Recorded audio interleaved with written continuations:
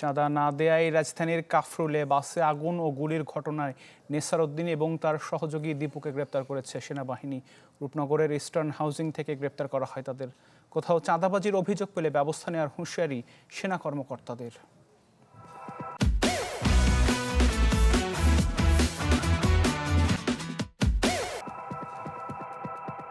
চাঁদা না দেয়ায় শুক্রবার আলিপ পরিবহনের বাসে আগুন দেয়া হয় রাজধানীর কাফরুলে।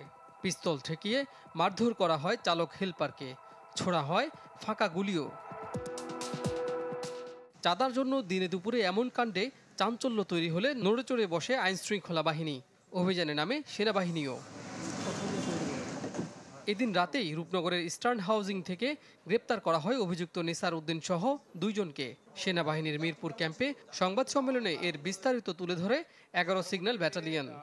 আলিপ পরিবহন বাস মালিক সমিতির কিছু ব্যক্তিবর্গ তারা আমাদের কাছে আসেন, তারা আমাদের কাফরুল ক্যাম্পে একটা অভিযোগ দায়ের করেন। নেসার উদ্দিন এবং পিন্টু, এই 2 জন মেইনলি হচ্ছে দীর্ঘদিন ধরে এখানে চাঁদা চেয়ে আসছিল। চাঁদাবাজি তো কোনোভাবেই মানে অ্যাকসেপ্টেবল না, কোনো সেন্সে এটা অ্যাকসেপ্টেবল না, এবং আমরা চাঁদাবাজির ব্যাপারে সবসময় কঠোর অবস্থানে রয়েছি। এই ঘটনায় পিন্টু ওরফে পিচ্চি পিন্টুকে গ্রেপ্তারে অভিযান চলছে বলেও জানান এই সেনা কর্মকর্তা।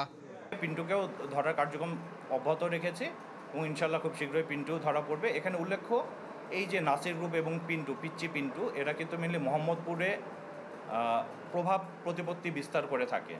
বাট একই সাথে এখন তারা রিসেন্টলি আমাদের মিরপুর কাফরুল অঞ্চলেও তারা প্রভাব প্রতিপত্তি বিস্তার করছিল। এর ফলশ্রুতিতেই মেনলি তারা এই ঘটনাটা ঘটায়। সেনাবাহিনীর দাবি, পিন্টুর নির্দেশেই আগুন দেয়া হয়েছে বাসে। জিজ্ঞাসাবাদে যা স্বীকার করেছে গ্রেপ্তার আসামিরা। না, পিন্টু ভাই বলছে তাই বিদায় এটা করছে। 4 জনে ছিলাম, গাড়ি থামায় গাড়ির তেল ডাইলে আগুন ধরাই দিছি। কাজী ফয়সাল, চ্যানেল 24, ঢাকা।